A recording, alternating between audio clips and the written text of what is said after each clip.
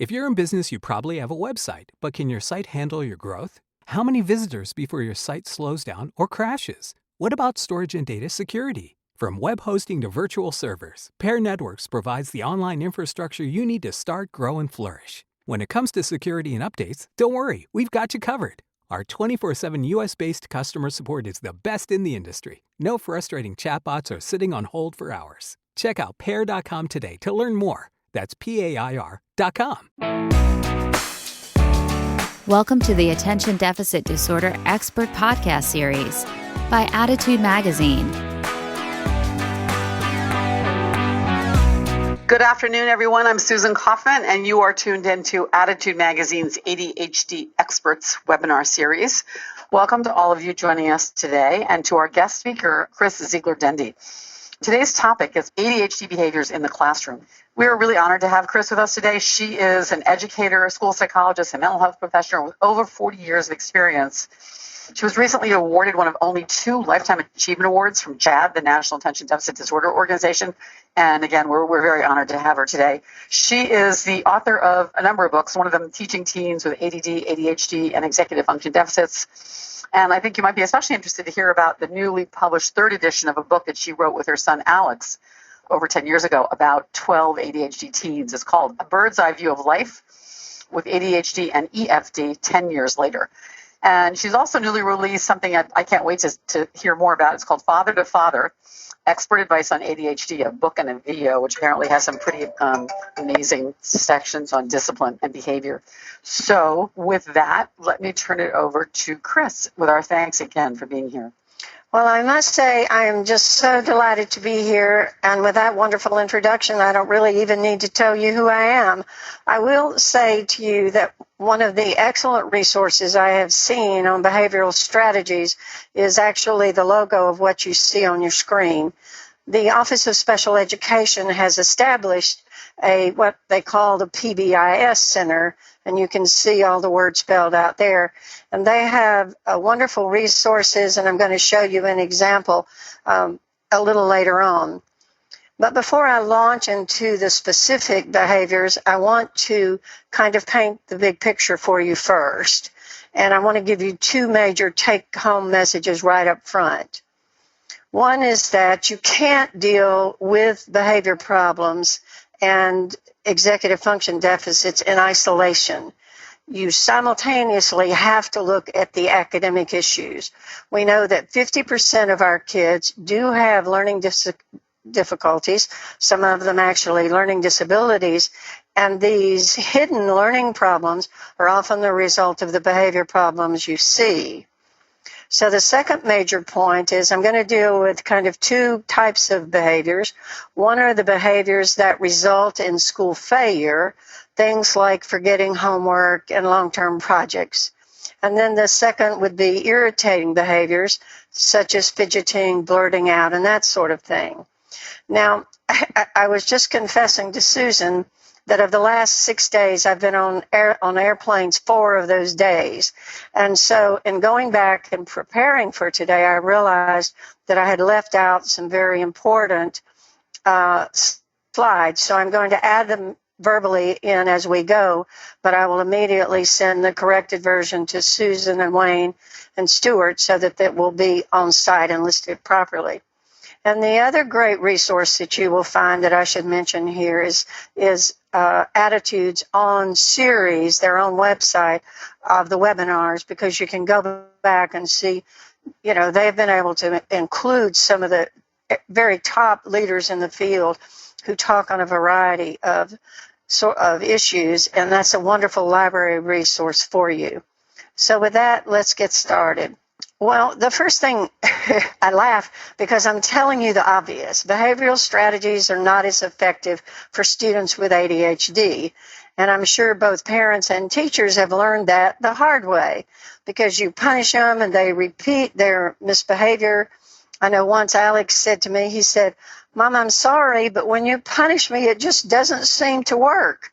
And it really aggravated me no end until some 10 or 15 years later, I heard Russell Barkley say, our children don't learn from behavioral interventions as well as other students. And I thought, well, Chris, Your son at age 8 was very smart. You should have listened to him.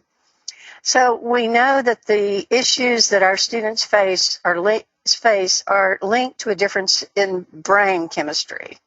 Remember also that this misbehavior often looks intentional when in fact it's often linked directly to the student's ADHD and executive function deficit. First, I want to remind you of some of the basics, why our children struggle, and outline some of the common struggles you will see before I get into the specific behavioral interventions. One is, we know from Dr. Philip Shaw's research that the brains of students with ADHD are delayed by as much as 3 years when compared to their peers. Now, that is significant because we have to have realistic expectations for our children. So a 12-year-old who gets into middle school and forgets his homework, you've got to remember he may be chronologically 12, but developmentally he's more like a 9-year-old. So we're expecting things of these children that their brain maturity does not allow them to do very well.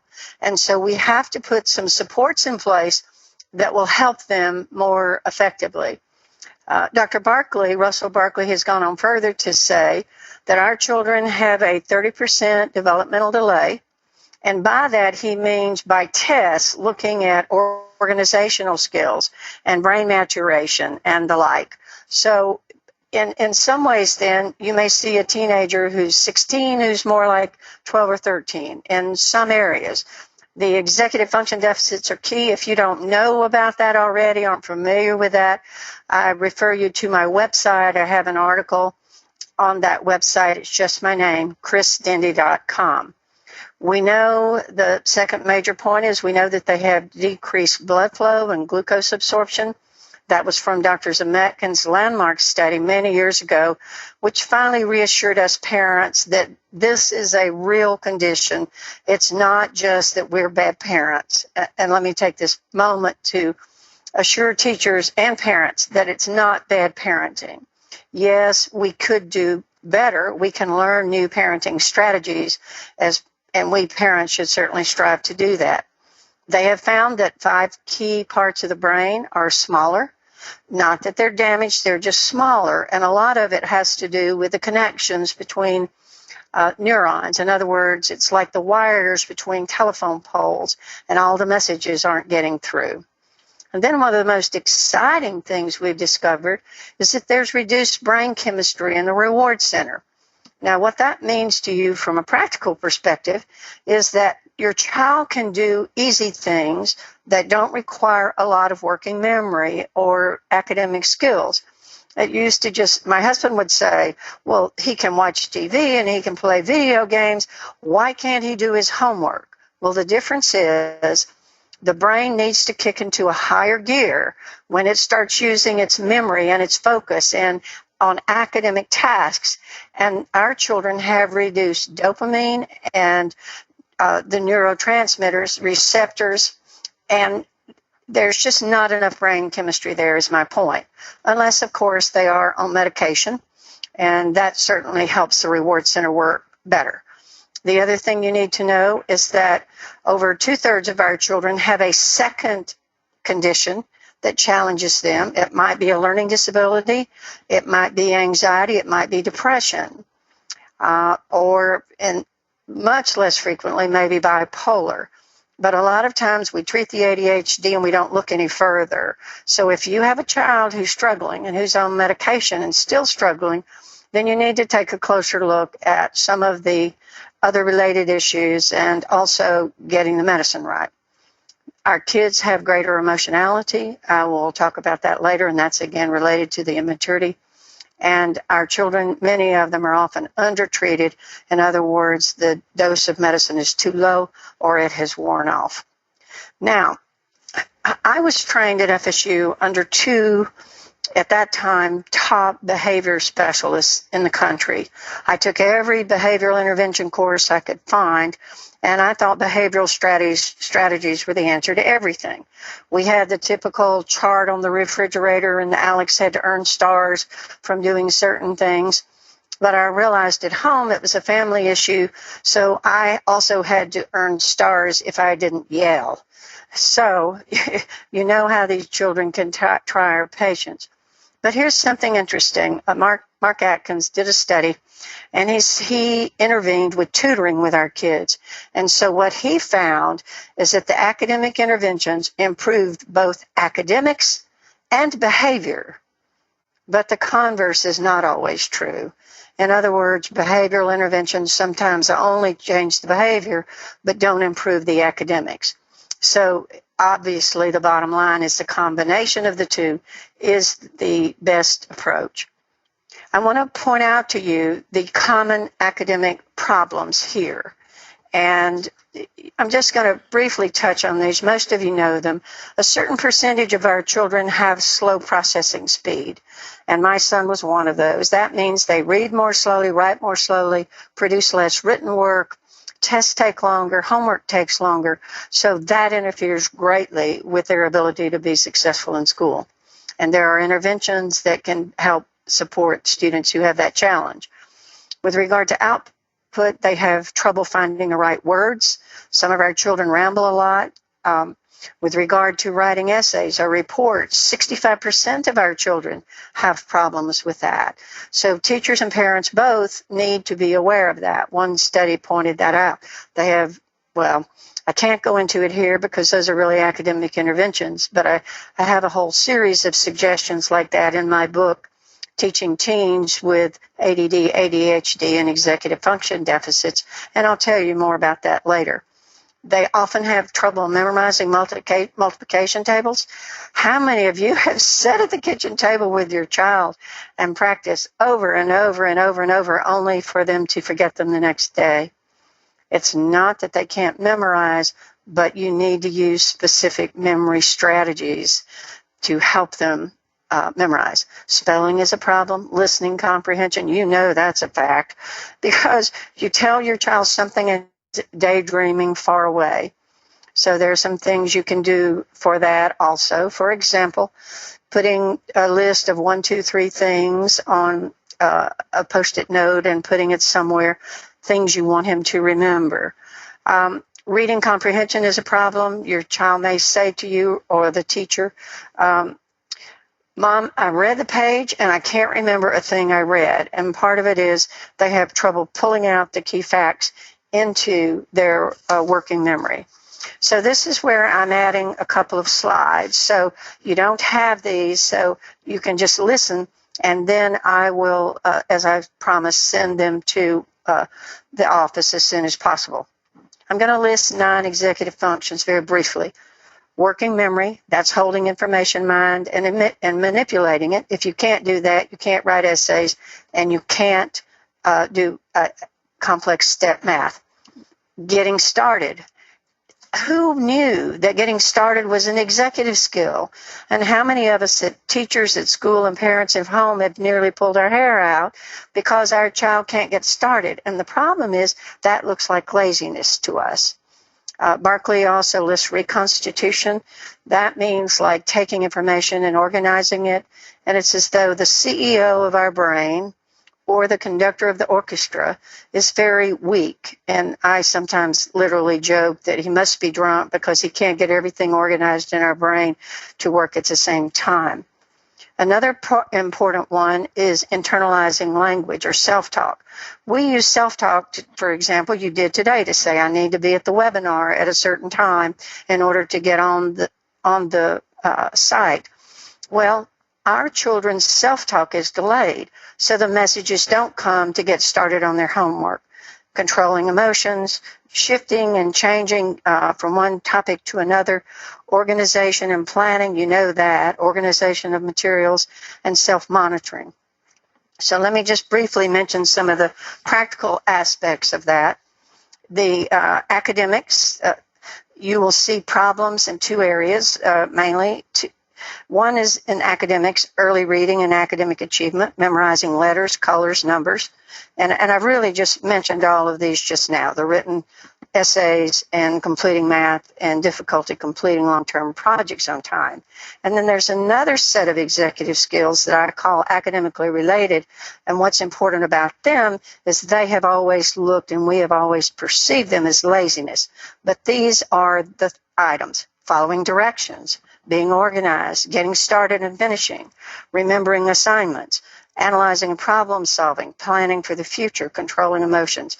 Now, I write about this extensively, but I just needed for you to have that in the big picture so that you would understand, why you're seeing some of the issues in the classroom you're seeing. But one thing I will remind you of: punishment will not grow more white matter or the connective tissue, the telephone wires between the poles. It does not increase neurotransmitters, and it does not teach new skills. So the message is that you need to teach the skills that you want your children to have.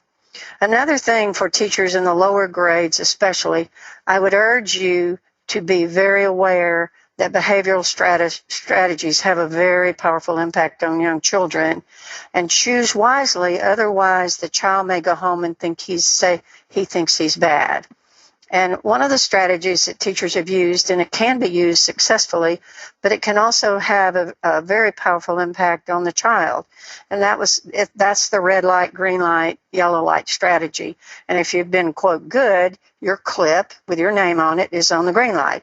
If you get a warning, you're on the yellow. If you've been, quote, bad or misbehaved, you're on the red. Well, let me just read you 2 comments on the next slide from parents whose children had ADHD and other disabilities. During my son's 3rd grade year, his teacher not only used a clip chart, she required the student to move his or her own clip. My son with ADHD, Asperger's, etc., was devastated daily. Cruel, just cruel. And a second mother said, I remember the stress this caused my son in kindergarten. He was never getting on green. These charts started out as a good idea, but they have become a public shaming tool for our children. So my point to you is the red light, green light system doesn't have to be bad, but you need to find a way to definitely get all your kids that they can earn the right by the end of the day to get back on the green. Because otherwise these kids go home and internalize, I'm a bad person. And that's not what teachers want. I know that quite well. On the next slide, I have, I keep thinking of things. This should read 4 tips for maximizing effectiveness of behavioral strategies. One is to intervene at the point of performance. And what does that mean? At the point of decision. So if you remind your child to the teacher, let's say 8 o'clock algebra class, John, whatever you do, don't forget your assignments and your books. Is that going to last until the afternoon when he goes to his locker and makes the decision about what to take home? The odds are no. So a tip for this would be to have his best friend meet him there. One woman paid a senior to meet her freshman at the locker to help her get out with that home with all the right things. Another person, another school may provide an aide, but some way to help the child remember at the time. Remember, their memory is impaired and their sense of time is impaired. Give external reminders, and I'm going to talk more about that. Remember, their self-talk doesn't work very well. It's immature. So we need to give them external reminders, and I'll explain more about that. Give them alternative behaviors. If they're blurting out, take a picture of the child and say, raise your hand. Now, this is what I want you to do when you need to tell me something. And then you tape that picture on her desk so that she has that external visual reminder. And the other thing is, there's some trifolds from really good stuff, a group that makes teachers make supplies for other teachers. And it sits up and it has 3 different colors, the same principle. The green is I'm working fine, I don't need help. But if they keep flipping it over, it's sitting on their desk, then you know you need to get there to help them. The 4th one that is not on your list is if you can't change the behavior, change the environment. Well, keep in mind that most of the behaviors you're trying to deal with can't be changed because they're part of the ADHD and executive function deficits. So what you want to do is to, for example, the wiggler. My daughter-in-law, Sandra Dendy, put her student who was ADHD at the end of the row so she could stand, kneel, put her knees under her and sit in her desk, sit sideways so that she would not disturb anyone else. So those are the 4 tips. Moving on. Remember this. This is a very important slide. There's limited self-talk in ADHD. Remember, there's immature part of the brain that does not tell them when they need to get started, so you need an external reminder. Give them choices about this. A Post-it note, an alarm, someone reminding them. So you might, now teachers, I'm really talking to both teachers and parents because you can't deal with just one in isolation. Teachers maybe make this suggestion to parents. Give your child a choice of when he starts homework. This is obviously an exaggeration. John, do you want to start your homework at 7 or 7:01? Obviously a silly comparison, but the point is made that he feels like he has some control over his life. The next one is just a slide from PBIS World that, again, I think you will find very helpful.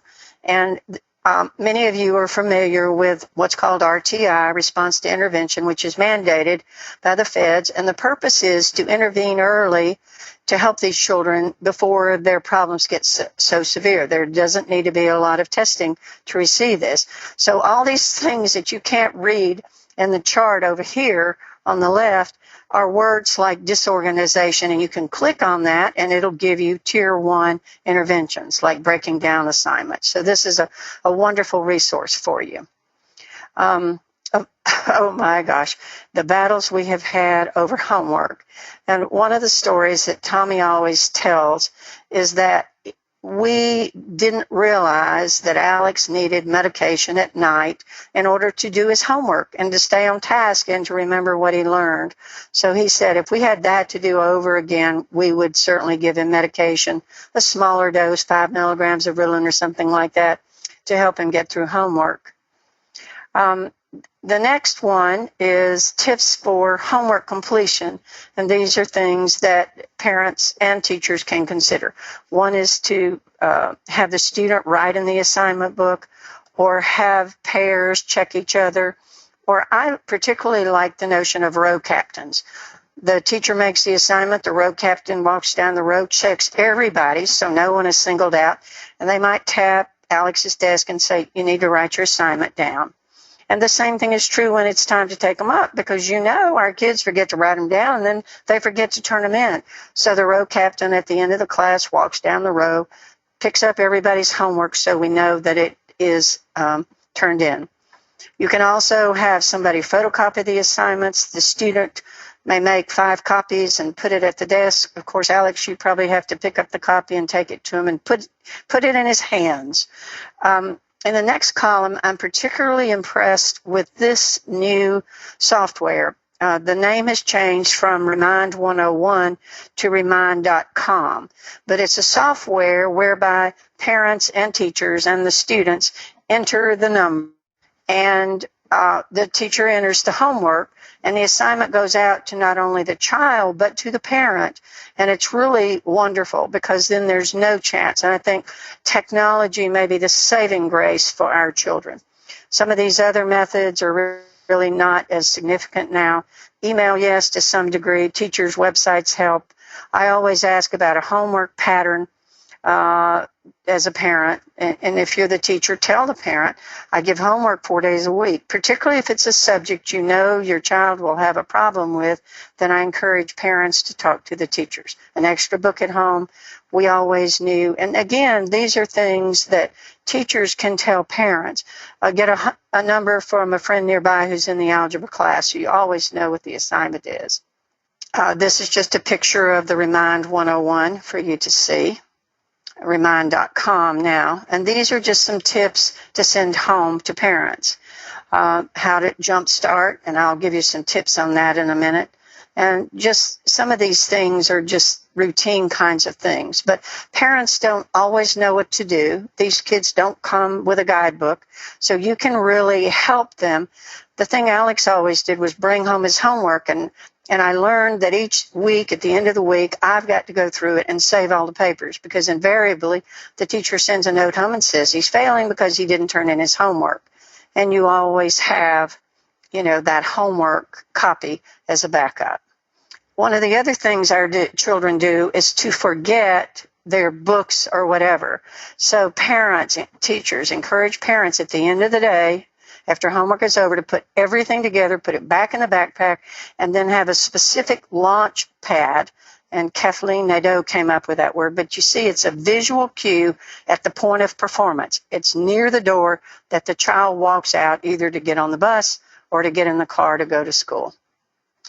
I also, before I move on to this, want to mention a bit about long-term projects. These are 2 more slides that I left out inadvertently.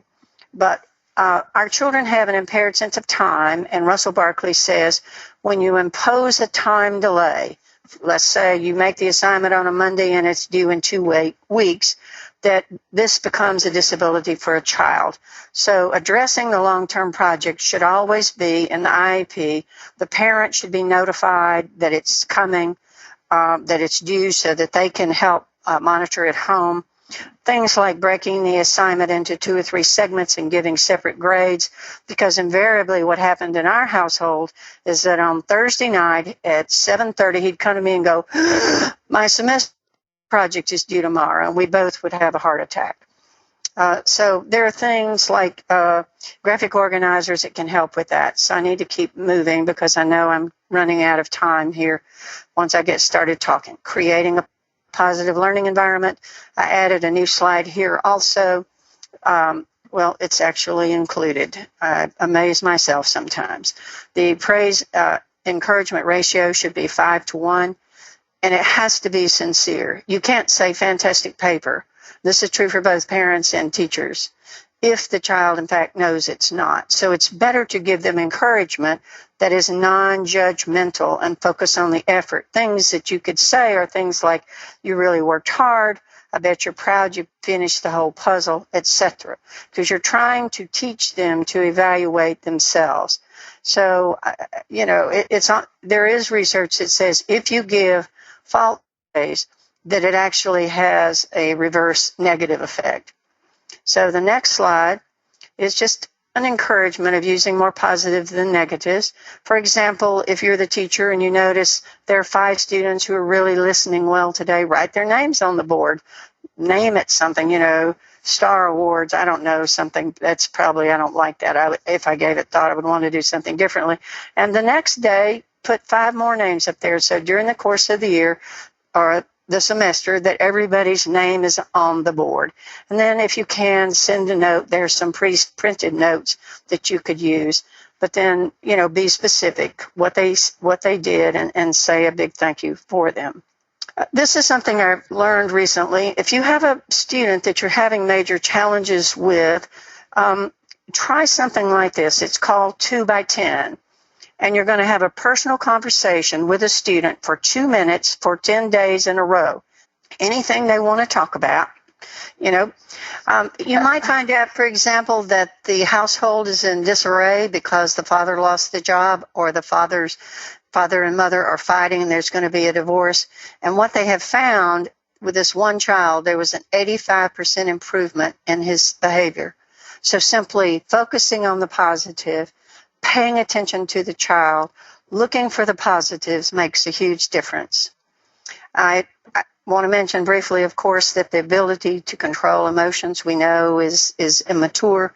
But another thing I learned recently is that emotions impact learning. So teachers, your classroom needs to be a warm, loving, positive place, because if a child is fearful or anxious in their classroom or angry, the brain is going to produce cortisol, and that blocks their ability to learn or to think clearly or to remember. And so this is critically important to both parents and teachers to be aware of.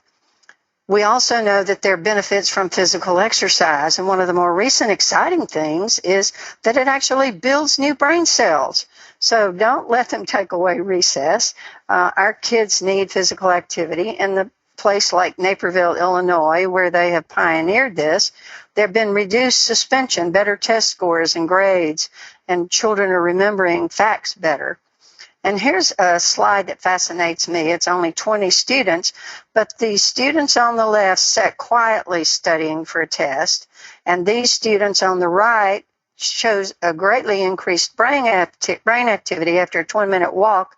So the students took the same test, and these students who had exercised for 20 minutes had a higher score. Just a list of behavioral strategies in general. I'm not going to spend a lot of time on that because they asked me to talk for a specific time and not go on too long, and I think they know me too. But I will tell you that I have, in teaching teens, probably 13 specific short summaries on on behavioral strategies in general. So what I'll show you next are my favorite strategies. 1, 2, 3 Magic is a book written by Tom Phelan, who actually has kids with ADD. That's great for younger children. Giving children's choices are very important. Depersonalizing for older children. And these are things that both teachers and parents can do. Sometimes people with ADHD have trouble with getting started, have trouble finishing their homework, and then maybe come up with a couple of suggestions on how to help them. I've already mentioned if you can't change the ADHD behavior, change the environment, and sometimes simply state expectations. I expect you to do this and so. That works sometimes. Whatever behavior you attend to the most will increase. So if you can, ignore minor behavior and give an alternative or teach them a skill. So please don't punish a student for characteristics of the disorder. And I've been guilty of that. Not completing homework, not turning it in, not getting started. So you need to remember, and I think the new slides that I send in with the executive function will make you more aware of those types of behaviors. Improve your own behavioral skills and provide accommodations. The end, finally. So, thanks, Chris. Great stuff. Lots of questions here. I had an interesting one from a parent who says that her child holds it together in school, and then when they get home, they just completely fall apart.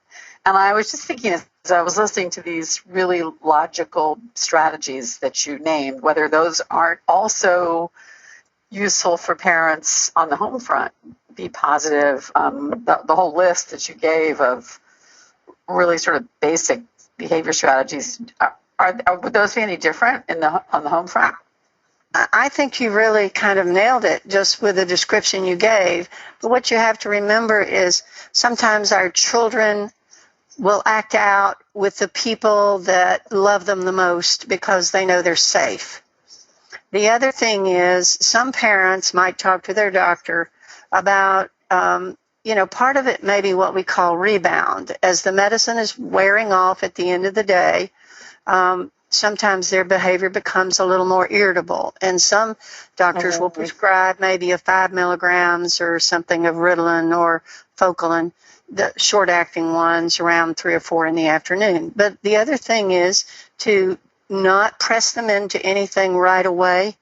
Give them space. If you can, let them do something physical. Go jump on a trampoline. Go shoot some baskets. Listen to music. Give them some time to unwind and give them a little space. There's several options but thank you for also describing using some of these too, Susan. That was a good answer. Okay, thanks. Here's a great question from Noreen. She says, what have you found to be effective in helping teachers and understand that the students are not making bad choices, but they're exhibiting symptoms? It's a tough thing to understand, I think, in some environments. Well, one of the things you might do is email me, and I will send you I have something called 10 Key Facts about ADHD. And I list all the things about the brain and executive function deficits. And what I find is you can't overwhelm teachers with these too many papers at one time. So that would be one approach. The other approach is, some schools invite me in to do training, and the way I've been able to help teachers understand it is for them to see pictures of the brain and the brain chemistry and the slide that shows, and I didn't show those would have been very useful, the difference between the two brains of children the same age, but one with ADHD and one with not. The pictures are worth 1,000 words. So my personal training, Chad is talking about going online with their teacher-to-teacher training. It's not a reality yet. Perhaps what I could also add to the material that I send to Susan are the slides of the brain, and okay. you get the slides in color. I would ask though that all of this material is copyrighted, and I share it freely. I don't usually give away my slides per se, but I think it's important enough if you can use that to educate teachers that would help. Visit my website, and then later, after they've gotten the 10 key facts, in fact, the 10 key facts may be on the website. If it's not, write me. But there's also an article in there about executive function, so don't hit them with it all at once, but give them the article on executive function that tells what it is, and it tells how it impacts every academic phase. Oh, that's great. Yeah. And then again, in my Teaching Teens book, and this is for down to about 4th grade, I list specific issues like disorganization, and I give tips. Their impaired working memory, their impaired sense of time management, strategies for teaching writing. There's something like 88 summaries that you can copy out of that book and hand to the teacher to help with certain issues. That sounds really useful. We have a shorter version. It's called the Parent Teacher Handbook. It was actually written by Ellen Kingsley, the founder of Attitude. It's quite wonderful. It goes symptom by symptom, sort of disorganization, impaired memory, so forth, and gives strategies for home and for school. So yeah, I recommend anything that has specifics around ways that you can suggest is always helpful. Here's a question from a teacher. What's a teacher to do in the moment when an ADHD student just can't keep it together? And the reason I raise this one, Chris, is because of your, I think, very good advice about keeping it positive, which I think is keeping the atmosphere happy, positive. How do you, that sometimes is easier said than done, right? Well, a couple of things. One is you give the child a note and that says, take this to the library and give it to the media specialist. And in the note, it said, please spend a few minutes talking to the student and then send them back to me. So it gives them a little time to diffuse. You make sure the message is taped up so the kid doesn't read it or sealed in an envelope. And, this is something you've prearranged, or maybe even with the guidance counselor. We also had one where if you expect the child is going to blow up, that, this is one of those depersonalization things.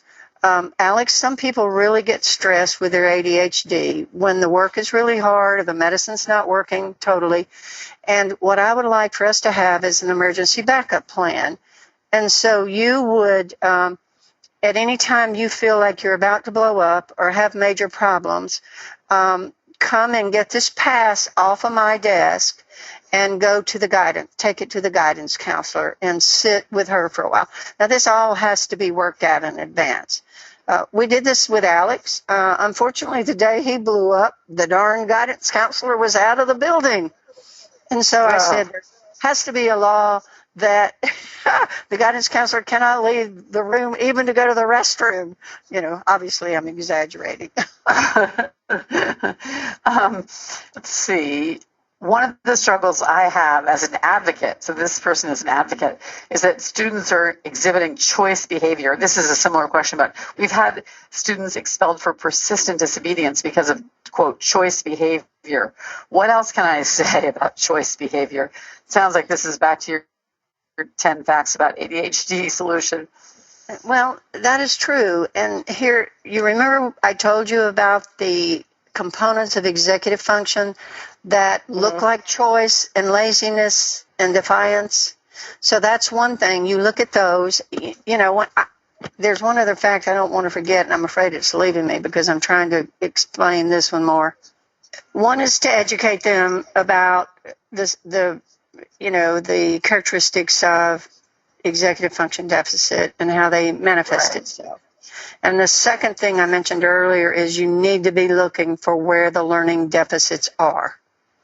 Now, I have a list of behaviors too. The other thing we find, according to the MTA study, is most of our children are on doses of medication that are too low for peak effectiveness at school.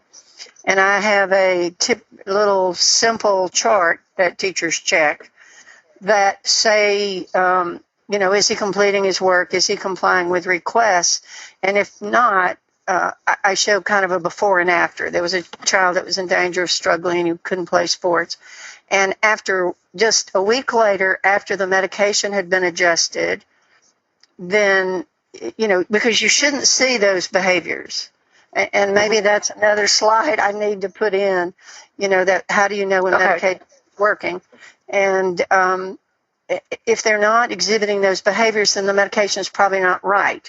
Now, it may be that it's too low, or it may be that it's the wrong medicine, but that's just a couple of things. I had the great luxury of spending about 4 months at one school, 1 day a week, and I sit down all the fourth grade teachers in front of me, and I laid out the criteria of ADHD on, one page, and I said, if children are exhibiting these, this is part of the disability, and you should not, don't punish them for it.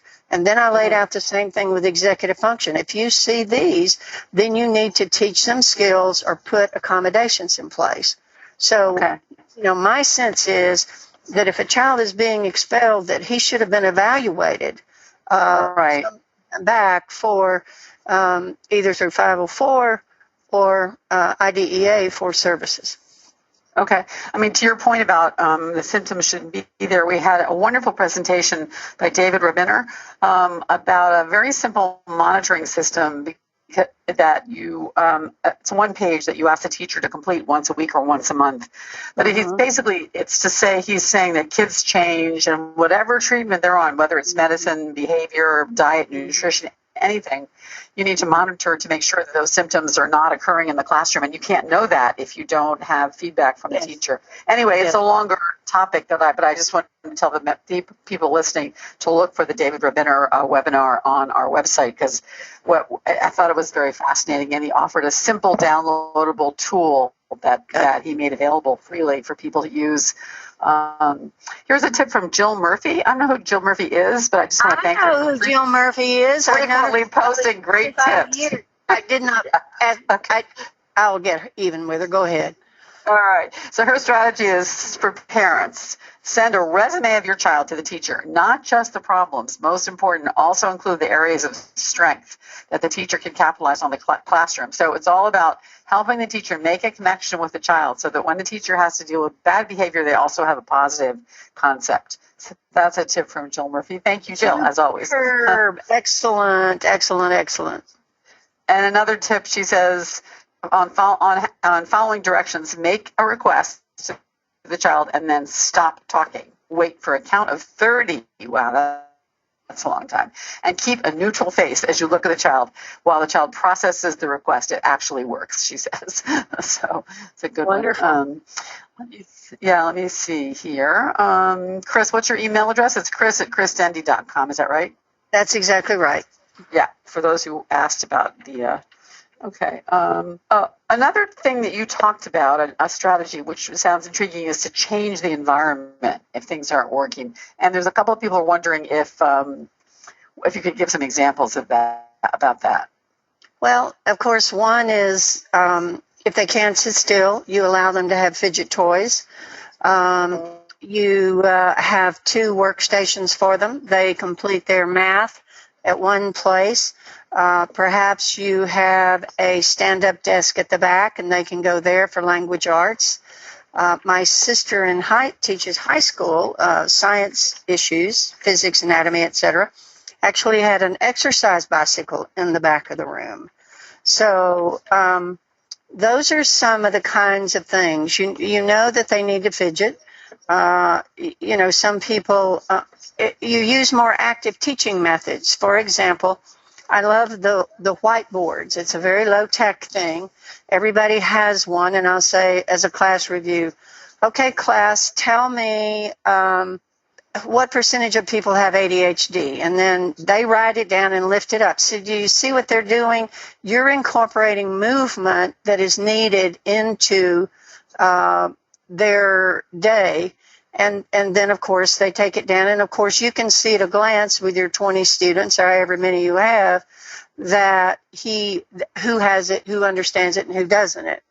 Or if you know if they're getting hyper, you say, okay, you ask questions for a review, and you say, okay, thumbs up if you think the answer is this, thumbs down if you think the answer is that. Or you have them stand up, or you take them for a walk. Those are some things.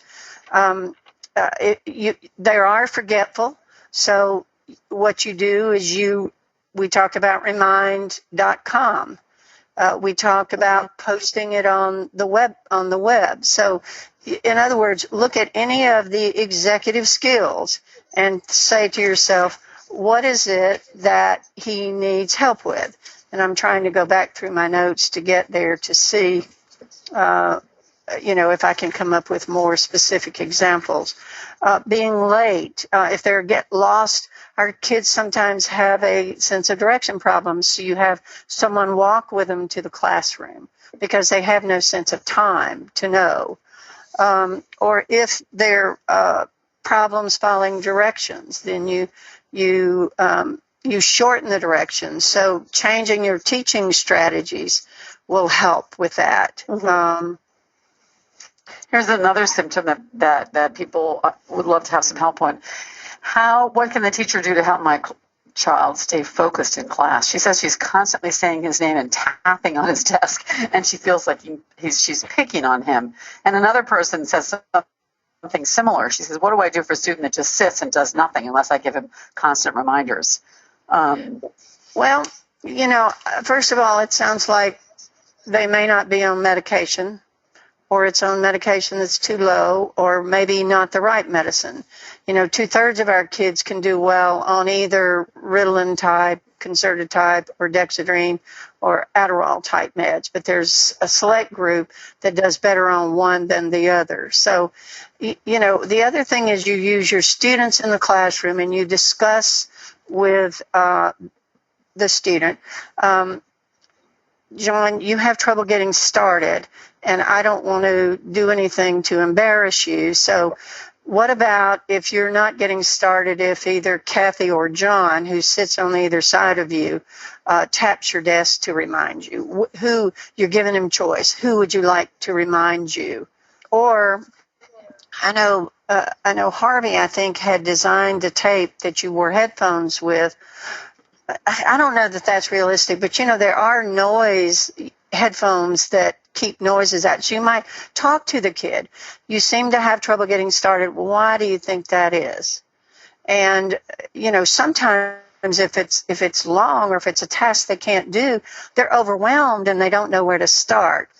But a teacher can also have a silent tip, pull on the ear, but tapping the desk is singling out and shaming and embarrassing him. And, embarrassment is not a behavioral strategy. Right. Yeah, there does seem to be a because we do see frequently on our webinars, and there's one today, the schools are continuing to take away recess. Here's a mother who says, my child has an IEP, but the school still blames my child for too much talking or forgetting homework and takes away recess. Well, I think I wrote an article for you all about that. You did. Yes, there is an article on recess. And several articles. That the CDC, the Center for Disease Control, says never take away recess. And the research shows that if you take away recess, you increase acting out behavior. So if folks who attend could, it sounds like you may not be able to talk to the teacher about that, but I always say find the voice of reason at school. if 10 or 11% of our kids have ADHD, there is someone in administration that has a child with ADHD or understands it. Maybe it's the principal, the assistant principal, the guidance counselor, director of special ed, and explain the problem to them and let them see if they will take that on for you. Because, and if you show her the pictures of the brain, that it increases the brain activity and helps the brain work better when they go out for recess. You just never, I didn't think people even did that anymore. Yeah, absolutely. Here's a great tip from Suzanne. What I love about these webinars, and people chime in and say what works for their child. She said, provide information in advance. I think she may be a teacher. Ask a student to illustrate next week's lesson. It lets the student get a key idea from the lesson in advance and also show off something they're actually good at. That's an inspired, positive idea, I think. Thank you, Suzanne. Yeah. That's great. Yes, yeah. I do like that too. Really good. So let's see. Oh, Mr. Chowdhury. I think he may be outside the U.S. He says, my boys are inattentive, restless, and they never listen to my instructions. They only want to play games on the computer, and if checked, they start shouting and fighting. What should I do to handle them? Oh, dear. Well, that sounds like a tough one. It sounds like their ADHD is untreated. Right. And, maybe sometimes you have to set kind of a plan. All right, you can play the video games for 10 minutes and then we need to start your homework. Or sometimes, we always used to say what's called a pre-MAC principle. First we work and then we play. But I found that didn't always work all the time. So you do what works. So first you do 10 minutes, 20 minutes on your homework, and then you can play. And remember, our kids can't stay focused very long. But they may have to say, if you don't do your schoolwork, then you won't be, if you don't do your schoolwork today, you can't use video games tomorrow. So you hate to do the negative consequences, but sometimes you need to. But it just sounds like, can you have two separate video games and get them in two different rooms so that there's less bickering? I don't know. But just trying to change the environment, that's not an easy one to answer. It sounds like there are a lot of complex a lot of things issues there. going on here. Mm-hmm. There's some questions here which I want to be frequently see at Attitude about how to motivate kids or how to get kids to enjoy learning. Here's a person who says, we have a 9-year-old who gets frustrated with school already. He's got a great teacher, a supportive family, but he's not engaged, doesn't feel positive. He's always expressing that he wants to retire already. And another person with a second grader who just says he hates school and doesn't want to go. So that's just so upsetting for parents. It really is. It is. And part of the problem is that, and I don't mean to get into politics here, but one of the things that's happening with the federal guidelines known as Common Core is that they're forcing the mastery of skills upon children whose brains are not ready to learn them. And so our children get frustrated at school. So if there's a way you can work with a teacher and find out what the specific academic challenge is, and try to find talk with the teacher, the guidance counselor, is how can we find some joy at school? What does he like to do?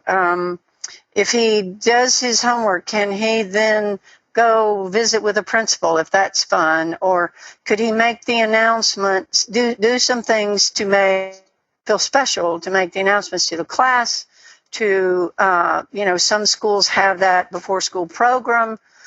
But trying to find some way to build on his gifts. I know I talked to a parent whose child was going to a Montessori school and they were already forcing homework on them. And I was appalled. And the child was avoiding it and not telling the truth. And I don't blame her or him. Yeah. The thing is, and I'm not sure for the children who are ready developmentally, this is fine, but for our children, it's very difficult. And so teachers are really caught in the middle. But find out, get the teacher to talk to him. What does bring him joy? Can he help the coach? if that's what he likes, or if there's music, can he spend a little time, if you get this done, then you can spend a little time with the music director, or, try to find out why there's no joy. What's going on? In first grade, my son would the teacher would turn out the lights during break, and they had to sit still in their chairs. Now, is that stupid? Excuse me. Oh dear. I just killed me get as a kid that age. Right. Direct. Excuse me for my honesty sometimes. No, surely really. we don't do that anymore. But sometimes if a class is kind of, let him be the line leader. There are just so many little ways that you can reward these kids and make them feel special. Take his picture sitting in his chair working, and brag on him. Make sure his name gets on the board as one of the 5 kids who's done well. Take the picture of him working hard and put it on his desk, and he sees it and reminds him. There are two wonderful examples posted by Mauricia, who linked learning his 4 times tables to karate kicks. So she wrote the 4 times table on a blackboard and told him when he kicked with his left leg to say 1 times 4, and then with his right arm 2 times 4 on the other one. She said to this day he learned all of his 4 times tables and all of his tables, and each day they did this for over a month, and he still did very well in both karate and times tables, and something similar with fractions, which she tied to horseback riding. That's really ingenious, and I think speaks to your point, Chris, about finding what they love and tying learning to that. Well, times tables, the fun way, is a great resource too, and they have the addition, subtraction, all the different math facts that our children have trouble memorizing. And I have sections in my book on helping them with memory. It can't be same and similar. It's got to be wild and wacky. Let them spell it out with M&Ms and then eat it. Let them draw it in sand. Or one mom let her daughter write her spelling words on the shower in the in the steam, because she was taking Hollywood showers anyway. Right. That's a great suggestion. Yeah. Well, we unfortunately are out of time. Chris, thank you so much today for all your help, and have a great day. Thank you. For more Attitude podcasts and information on living well with attention deficit, visit attitudemag.com. That's ADDITUDEMAG.com.